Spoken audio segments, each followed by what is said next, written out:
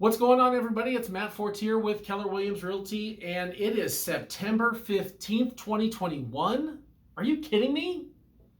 I know you're probably thinking the same thing. You know, time flies. I guess that's just life. So let's take a little quick tour around what's happening in the marketplace. And my friend Ryan Lundquist, data geek extraordinaire of the real estate market here in the Sacramento metro area, he summed it up pretty well in his monthly numbers update. Are we returning to something of a normal? And, to a certain extent, yeah, it's happening. We are seeing some normal market flow that we usually see this time of year. Compared to last year, 2020 at this time, the market was still doing this, where normally in the August, September timeframe, even the tail edge of July, we see a little bit of an easing off. Again, kind of not brain surgery or rocket science here. School's starting up, sports are starting up again, things are starting to happen in the world that takes people's attention off of, hey, I want to move to fill in the blank. So a lot of that starts to happen and things slow down. On top of that, things like here up in the foothills, for example, the foothills this time of year is also typically it slows down quite a bit because, when you get up to the foothills, especially in the last few years when we got PG&E shutoffs and, fires to deal with. I mean, heck, half of El Dorado County was evacuated for the better part of 2-3 weeks. So that has an impact on the market because, hey, if you can't access the property, you can't, you get what I'm saying.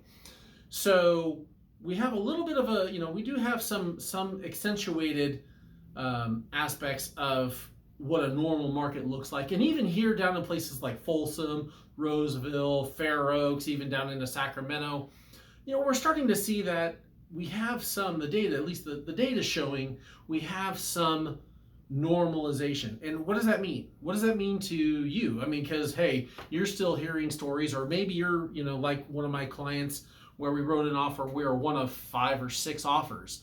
So it's kind of like that thumbnail. I was like, woo, we're on the roller coaster. Is this normal? It's normal for a seller's market. It's just not crazy anymore. We're not on the vertical drop, or maybe it's the climbing part of the Thunderbolt in Coney Island? I think that's what it's called.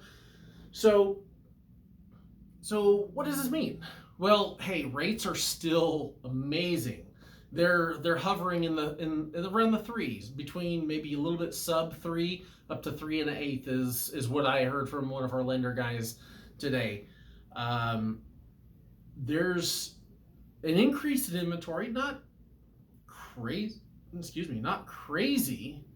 increase in inventory, but if you're looking at buying a house, it's still, excuse me, these hiccups, it's still a great time to make that happen. And even if you're wondering, well, gosh, it's so expensive. Well, I mean, the end number, yes. Though if you start taking a look at, especially with interest rates where they are and inflation adjusted, it's actually cheaper right now than it was, 15 years ago. So it really is, hey, if you're looking at buying a place and you're on the fence because you think, oh gosh, it's just so expensive. Well, hey, run the numbers. And also, I mean, compare it to rent. I don't know if you've seen rent prices recently, and even with the moratorium ending and maybe some inventory freeing up, the rental market is even crazier than the sales market. So, I mean, if you can qualify for a loan and find a place in an area that you like, it's still a darn good time to do it. So what about you sellers? Oh, of course. Well, it's still a seller's market. I mean, I just looking at the overall inventory for the Tri-County area, and we're sub 1 month. And what that means is if no other homes came on the market, it would take less than 1 month for all of the available inventory to disappear in this current demand environment. And typically anything below 3 in our market is considered a seller's market. So we're still in like a sub 1 month. That's still really, really, really good. Now there are areas, as I mentioned, the foothills. Maybe it's a little bit longer, but that's also normally about this time.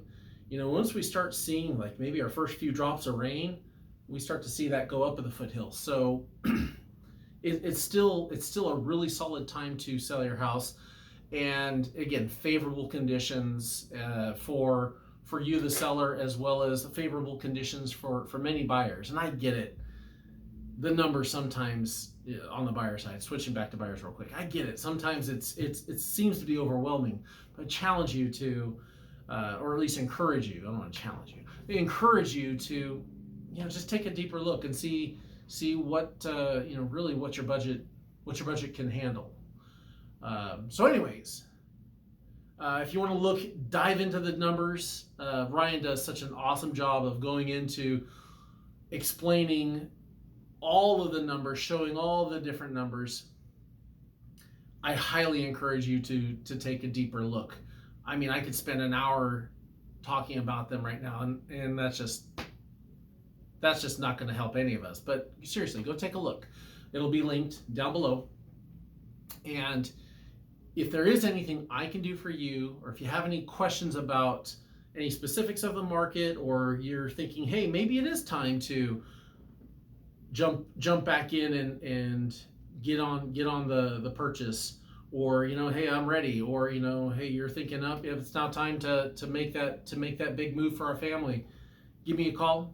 I'd be happy to help you out. In the meantime, enjoy the rest of your week. Have a fantastic weekend this weekend, and take care of yourselves. Have a good one. Thanks.